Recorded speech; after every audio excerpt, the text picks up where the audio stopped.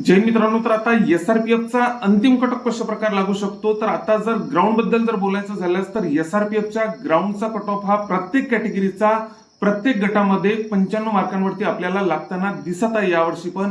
यावर्षीच काय मागच्या वर्षी पण तशाच प्रकारे आपल्याला 95 मार्कांवरती कटऑफ हा लागताना दिसत होता. तर आता बघितलं कटऑफ बद्दल, जर आता अपवाद जर ईडब्ल्यूएस कॅटेगरी जर वगळता इतर सर्व कॅटेगरी ह्या 95 मार्कांवरती आपल्याला लागताना दिसत आहे. तर आता जर बघितलं तर आता पूर्णचा पूर्ण आपला फायनल कट ऑफ हा पेपरावरतीच डिपेंड असतो. तो पेपर आता कोण किती मार्कांचा घेतो याच्यावरतीच आपला फायनल कट ऑफ आपला डिपेंड असतो. तर आता जर बघितलं आपण तर ओपन कॅटेगरीचा जर आपण विचार केला तर ओपन कॅटेगरीचा प्रत्येक गटाबद्दल बोलत आहे मी, तर या प्रकारेच कट ऑफ तुम्हाला लागताना दिसणार आहे. अशा प्रकारेच कट ऑफ आतापर्यंत लागत आलेला आहे. तर आता जर बघितलं आपण तर ओपनचा कट ऑफ आपल्याला 182 ते 183 मार्कांपर्यंत आपल्याला लागताना दिसत आहे.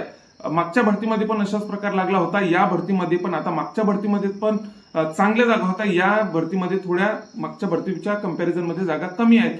तर आता यावेळेस पण आपल्याला अशाच प्रकारे कट ऑफ आपल्याला लागताना दिसत आहे. तर 182 183 मार्कांवरती आपल्याला कट ऑफ लागताना दिसणार आहे. त्याच्यानंतर जर बघितलं ओबीसी सारखी कॅटेगरी, त्याच्यानंतर एनटी सारख्या कॅटेगऱ्या, त्याच्यानंतर व्हीजेए अशा कॅटेगऱ्या आपल्याला 179 180 181 180 प्लस जर आपण मार्क घेतले तर आपण सेफ झोन मध्ये राहू शकतो. आपल्या सिलेक्शनचे बऱ्यापैकी चान्सेस असतात 180 प्लस.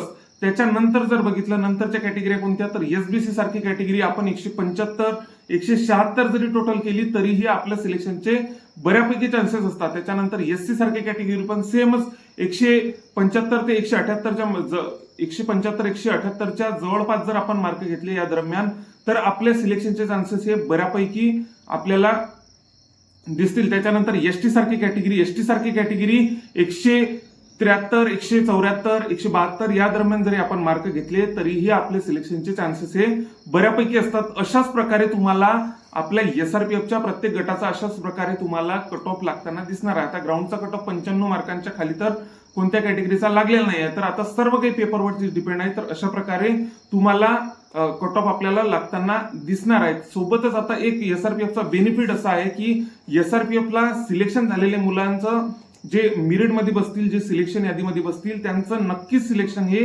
जिल्हा पोलीसला झालेलं असेल. तर आता हा एक आपल्याला बेनिफिट हा पण मिळेल की वेटिंगवाल्या मुलांना आता आपण बघितलेला आहे मागच्या भरतीमध्ये की आता हिंगोली सारखा गट असला गट 12, तर अशा गटांमध्ये 5वा 6वा 7वा अशा प्रकारे पण वेटिंग उचलल्या गेलेल्या आहे. आणि या वेळेस पण तशाच प्रकारे आपल्याला वेटिंग उचलताना या भरतीमध्ये पण आपल्याला दिसणार आहे. त्यामुळे वेटिंगवाल्या मुलांना पण बऱ्यापैकी या भरतीमध्ये फायदा होणार आहे. आणि वेटिंग वाला मुलगा उचलला म्हणजे मेरिट ही खाली आलीच समजा.